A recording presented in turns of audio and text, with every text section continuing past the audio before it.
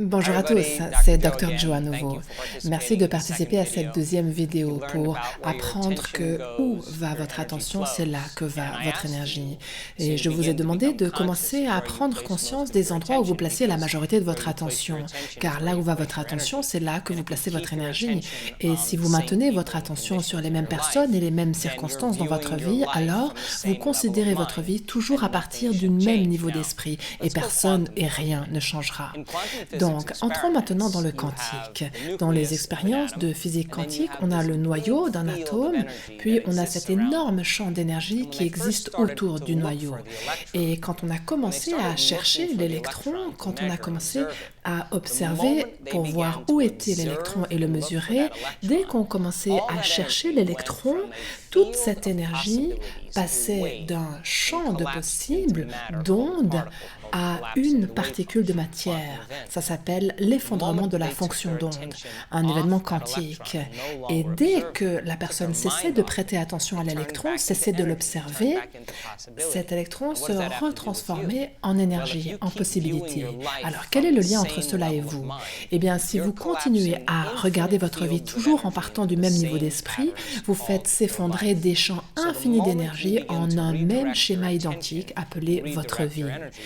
Tandis que dès que vous commencez à rediriger votre attention et votre énergie, et que vous cessez de prêter attention aux problèmes de votre vie, d'un point de vue quantique, votre vie devrait se retransformer en possibilité. J'ai souhaité aborder ce sujet parce que j'ai beaucoup aimé les questions et les commentaires que nous avons reçus après la première vidéo. Cela signifie que vous prêtez attention, vous êtes engagé. Donc continuez à envoyer vos commentaires et nous continuerons à y répondre.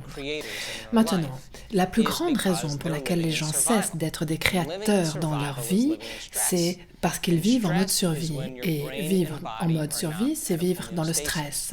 Le stress, c'est quand votre corps et votre cerveau perdent leur homéostasie.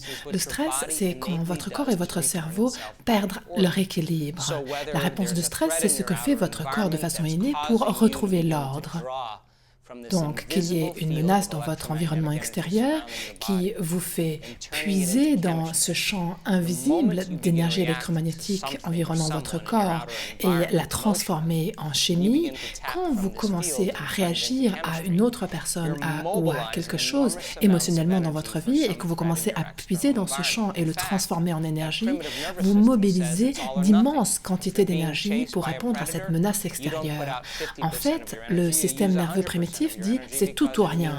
Si vous êtes pourchassé par un prédateur, vous n'allez pas y investir 50% de votre énergie, mais 100%, car cela est une question de vie ou de mort. Donc, quand vous êtes en mode survie ou en mode stress, vous puisez constamment dans les ressources de votre corps, dans ce champ vital, et vous le transformez en substance chimique. Et cela est normal à court terme, c'est naturel. Si vous êtes pourchassé par un prédateur, c'est votre tâche de vous battre ou de vous cacher ou de courir plus vite.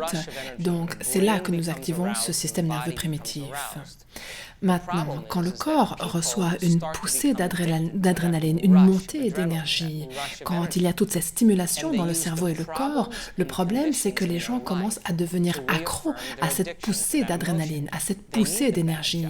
Et ils utilisent les problèmes et les situations de leur vie pour réaffirmer leur addiction à cette émotion. Ils ont besoin de ce travail qui ne fonctionne pas, de cette relation qui ne marche pas. Ils ont besoin de la situation difficile dans leur vie. Car cela leur fait ressentir quelque chose, et ce qu'ils veulent éviter à tout prix, c'est de ne rien ressentir. Réfléchissez donc avec moi à la chose suivante. Si les hormones du stress sont hautement addictives, et les gens utilisent les situations de leur vie pour réaffirmer leur addiction à une émotion ou une autre, alors il est tout à fait possible qu'ils deviennent accros à une vie qu'ils n'apprécient même pas.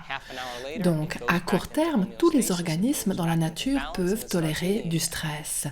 Un zèbre se fait pourchasser par un lion, le zèbre réussit à courir plus vite que le lion, une demi-heure plus tard, il a retrouvé son homéostasie, son équilibre et il recommence à manger. Ça, c'est normal. Mais quand nous commençons à vivre des réponses de stress les unes après les autres et qu'elles ne sont plus dues à un prédateur qui nous pourchasse, mais par exemple à un collègue ou à une situation financière, et la réponse de stress est régulièrement activée, la personne vit dans cette hyperactivation constamment. Aucun organisme ne peut vivre en mode urgence pendant une période prolongée. Et quand on active la réponse de stress et qu'on n'arrive pas à la désactiver, là, on va droit vers la maladie. Le problème est un peu aggravé par la taille de notre néocortex ou de notre cerveau pensant. Nous pouvons repenser à nos problèmes, nous pouvons réfléchir aux conditions de notre vie, nous pouvons anticiper un scénario catastrophe futur ou commencer à repenser à de mauvais souvenirs passés. Et nous pouvons donc activer cette réponse de stress par la seule pensée. Donc si vous pouvez activer cette réponse de stress par la seule pensée et que les hormones de stress sont très addictifs, les gens peuvent devenir dépendants à leurs propres pensées. Et c'est pour cela que le changement est si dur. C'est un fait scientifique que les hormones de stress appuient sur les boutons génétiques qui créent la maladie. Donc, si vous pouvez activer une réponse de stress par la seule pensée, et si les hormones de stress peuvent vous rendre malade, alors vos pensées, littéralement, peuvent vous rendre malade. Et il y a tellement de personnes, quand elles commencent à mal gérer leur attention et à mal gérer leur énergie, cela est dû au fait que leur cerveau est tellement hyperactivé en raison des hormones du stress qu'ils tentent de contrôler et de prédire tout ce qui arrive dans leur vie. Réfléchissez-y. Si on peut puiser dans ce champ invisible d'énergie en le transformant constamment en substances chimiques, on va puiser dans nos ressources vitales et avec le temps, on va avoir plus le sentiment d'être de la matière et moins de l'énergie, plus particules et moins ondes. En fait, quand cela arrive, les hormones du stress nous rendent matérialistes, nous font définir la réalité par nos sens, car c'est la nature même de ces substances chimiques d'intensifier nos sens. Donc s'il y a un prédateur pas loin et que tout à coup cette réponse surrénale s'enclenche, ce qu'on fait d'habitude, c'est de rétrécir sa focalisation sur cet objet, sur ce prédateur, rétrécir son attention sur cette matière dans ce monde matériel. Et quand on rétrécit sa focalisation en physique quantique, on se concentre sur la particule et cela nous fait éliminer les possibilités. Donc les gens passent la majorité de leur temps en mode urgence et rétrécissent leur concentration sur la matière et la particule. Ils ne pensent plus aux possibilités. En fait, ce n'est pas le moment de penser aux possibilités, ce n'est pas le moment de créer, ce n'est pas le moment de rester silencieux et d'aller à l'intérieur, ce n'est pas le moment d'apprendre, mais c'est le moment de se cacher, de s'enfuir ou de se battre. Donc si vous vous sentiez plus matière et moins énergie et vous tentez de créer une nouvelle vie pour vous, alors vous aurez le sentiment d'être un corps qui tente de changer quelque chose dans sa vie. Vous serez de la matière qui tente de changer la matière. Et vous pouvez vous fixer des objectifs et les atteindre, mais l'effet secondaire, c'est que cela va vous prendre énormément de temps. Parce que quand on vit selon les hormones du stress et qu'on se concentre sur la matière, on commence à se sentir séparé. Il y a vous là-bas et il y a moi ici. Il y a moi ici et il y a mes rêves tout là-bas, dont je me sens séparé. Donc, quand les gens commencent à créer la vie qu'ils veulent, en étant de la matière qui veut changer la matière, ils vont devoir traîner leur corps à travers l'espace pour obtenir ce qu'ils veulent. Et ça prendra donc du temps. Quand je passe de ce point de conscience à cet autre point de conscience, d'ici jusqu'au mur ou d'ici jusqu'à ma voiture, ça va me prendre un certain temps pour y arriver, car je dois passer d'un point de conscience à un autre point de conscience. Et cela prend du temps. Donc, quand vous avez des rêves que vous aimeriez réaliser et que vous le faites en tant que matière qui tente de changer la matière, vous les atteindrez peut-être, mais peut-être en 20 ans ou en 30 ans, car vous allez devoir traîner votre corps à travers l'espace pour qu'il aille au travail, qu'il fasse des allers-retours pour payer la maison ou la voiture que vous voulez. Et oui, vous pouvez l'obtenir, mais ça va vous prendre un certain temps. Dans le travail que nous faisons, nous enseignons aux gens comment commencer à changer cela. Nous leur demandons de cesser de prêter attention à leur corps. Et s'ils ne prêtent plus attention à leur corps, ils passent de un corps à aucun corps. Nous leur demandons de cesser de prêter attention aux gens dans leur vie. Ils passeront ainsi de une personne à aucune personne, car ils ne s'identifient plus à ces gens-là. Ensuite, nous leur demandons de cesser de prêter attention aux choses, aux objets qu'ils possèdent, leur téléphone, leur voiture, leur ordinateur, cœur.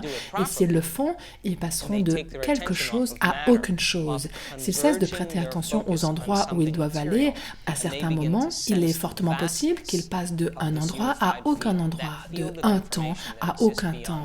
Et c'est cet acte consistant à entrer dans le moment présent qui va leur permettre de commencer à se relier à ce champ d'information appelé champ unifié. S'ils le font correctement et s'ils cessent de prêter attention à la matière, s'ils cessent de rétrécir leur focalisation sur ce qui est matériel, et s'ils commencent à percevoir l'immensité de ce champ unifié, ce champ d'information qui existe au-delà de l'espace-temps, en commençant à percevoir cet espace-là et à élargir leur focalisation jusqu'à une focalisation divergente, cela aura pour effet que le cœur et le cerveau fonctionneront de façon plus cohérente. Et quand notre cerveau et notre cœur sont plus cohérents, nous commençons à nous sentir plus entiers. Et cet acte consistant à se relier au champ unifié, ce champ unifié est un champ d'information qui régisse toutes les lois de la nature. Il unifie tous les principes de la réalité tridimensionnelle. Donc, quand vous commencez à vous relier à ce champ, non pas en tant que votre corps, vous devez d'abord dépasser votre corps, non pas selon votre identité ou les choses que vous possédez ou les endroits où vous allez ou le temps lui-même, mais en tant qu'attention, quand vous commencez à vous relier en tant que conscience à ce champ d'attention, vous vous sentirez plus un, plus entier et cela se reflètera neurologiquement, biologiquement, chimiquement et même génétiquement en vous. Dès que vous commencez à vous relier à lui, vous aurez le sentiment d'avoir déjà tout ce que vous voulez. Vous vous sentirez plus entier, plus complet. Et nous voyons cela sur les scanners que nous faisons chez nos étudiants, sur ces mesures que nous prenons depuis 5 ans. Tout à coup, l'hémisphère droit et l'hémisphère gauche commencent à fonctionner ensemble. L'avant et l'arrière communiquent. Ces deux hémisphères commencent à se synchroniser. Et l'union de ces deux hémisphères, l'union de ces polarités, l'union de la dualité, l'union de ces contraires, ça s'appelle la complétude ou l'amour. Et dès que cela arrive, le cœur commence à fonctionner de façon plus cohérente. Et tout à coup, il commence à produire un champ magnétique très important et subitement nous nous sentons connectés à quelque chose de plus grand et quand nous nous sentons connectés à quelque chose de plus grand, nous ne fonctionnons plus en tant que matière qui tente de changer la matière car quand nous vivons en tant que matière qui veut changer la matière, nous tentons toujours de forcer les résultats, de prédire les résultats dans notre vie, nous tentons de contrôler les issues et les résultats dans notre vie, mais quand nous sommes connectés à ce genre, nous commençons à faire confiance à l'inconnu, à faire confiance à ses issues et ses objectifs. Et nous nous sentons connectés à quelque chose de plus grand et nous créons à partir d'un champ d'information qui est au-delà de l'espace-temps. Et là, nous n'avons plus besoin d'aller quelque part chercher ce que nous voulons. En fait, nous observons à partir de ce champ quantique, à partir de ce niveau-là, et quand nous observons à partir de ce niveau-là d'information et d'énergie qui existe au-delà de l'espace-temps, nous n'avons plus besoin de traîner notre corps à travers l'espace pour aller obtenir ce que nous voulons. Nous devenons le vortex de notre création et nous commençons à réduire le temps et l'espace et c'est l'événement qui commence à venir à vous. Nous sommes le vortex qui attire à nous notre futur. Donc, pour que nous puissions créer correctement, nous devons déposer tout ce que nous avons utilisé toute notre vie pour obtenir ce que nous voulions en échange de quelque chose de plus grand et pour que ce quelque chose de plus grand puisse arriver. Et ce processus est une aptitude. Plus on s'exerce, plus on s'améliore. Et quand nous vivons de cet endroit-là, quand nous nous connectons au champ et commençons à créer à partir d'un monde qui existe au-delà de l'espace-temps, la clé, c'est que nous ne pouvons jamais prédire comment ou quand l'événement va arriver, car ça, c'est l'inconnu. Et d'ailleurs, ce n'est pas du tout notre affaire à nous de commencer à prédire cela. Dès que nous commençons à prédire comment ou quand ça va arriver, nous sommes simplement revenus dans l'ancien moi. Le nouveau moi ne ferait jamais cela. Pour vous donner un exemple, nous avons eu une médecin qui venait de Londres qui a finalement décidé de s'en remettre au champ unifié et de tout donner. Elle a renoncé à des aspects de son moi limité pour rejoindre ce soi plus grand. Elle a décidé de se perdre dans le rien pour devenir tout. Et elle a été suffisamment persévérante pour dépasser son esprit analytique. Et il s'avère que pendant qu'elle faisait cela dans une méditation, son cerveau était mesuré par un scanner et Et le scientifique qui mesurait son cerveau était sûr qu'elle était en train de faire une crise, une attaque, étant donné qu'il y avait tellement d'énergie dans son cerveau. Elle n'était pas du tout en train de faire une attaque, son cerveau est entré dans des ondes cérébrales extrêmement rapides et tout son cerveau traitait énormément d'énergie, beaucoup plus qu'on ne le voit d'habitude. Elle s'est laissée aller à ce champ unifié, elle s'est connectée à lui et elle a reçu un téléchargement d'informations énorme. Ce qu'elle a dit après cette expérience, c'est qu'elle n'avait jamais éprouvé autant d'amour de toute sa vie. Quelle est l'importance de cela? C'est que le champ unifié est amour intelligent, intelligence aimante, et cette énergie porte un signal très très fort et elle a reçu une mise à jour biologique. La mise à jour biologique qu'elle a reçue a eu pour effet que, alors que depuis l'âge de 3 mois, elle était recouverte d'eczéma sur tout son corps, en tant que médecin, elle avait fait toutes sortes de choses, crème à la cortisone, antihistaminique, elle ne mangeait pas de sucre, elle s'assurait d'avoir beaucoup de repos et grâce à cela, elle minimisait l'effet de la maladie. Oui, elle faisait cela de matière à matière, mais dès qu'elle s'est connectée à ce champ d'information, en une journée, le lendemain, elle m'a envoyé une photo de ses bras et de ses mains. Tout l'eczéma avait disparu. Elle a reçu une mise à jour biologique suite à sa connexion avec le champ. Ce champ d'énergie commence à créer des changements dans notre biologie. Donc je vous invite au cours de ces jours à venir à essayer. Là où vous placez votre attention, c'est là que vous placez votre énergie. Si vous élargissez votre focalisation et vous branchez à cette énergie, dès que vous le faites, vous commencez à prêter attention à l'énergie et donc à en prendre plus conscience. Et si là où vous placez votre énergie, c'est là qu'est votre attention, vous commencerez à créer un champ d'énergie autour de votre corps où vous vous sentirez connecté à quelque chose de plus grand. Donc je vous invite à vous entraîner au cours de ces prochains jours et regardez ce qui peut arriver. Connectez-vous au champ unifié et déconnectez-vous de vos sens. Ne prêtez plus attention à votre corps, passez d'un corps à aucun corps. Ne prêtez plus attention aux gens, passez d'une personne à aucune personne. Ne prêtez plus attention aux objets, passez d'une chose à aucune chose. Ne prêtez plus attention aux endroits et au temps, passez d'un lieu à aucun lieu, d'un temps à aucun temps. En entrant dans le moment présent, vous vous connecterez au champ unifié. Et dès que vous vous brancherez au champ unifié, vous aurez le sentiment d'avoir déjà tout ce que vous voulez, vous vous sentirez plus entier et connecté à quelque chose de plus grand.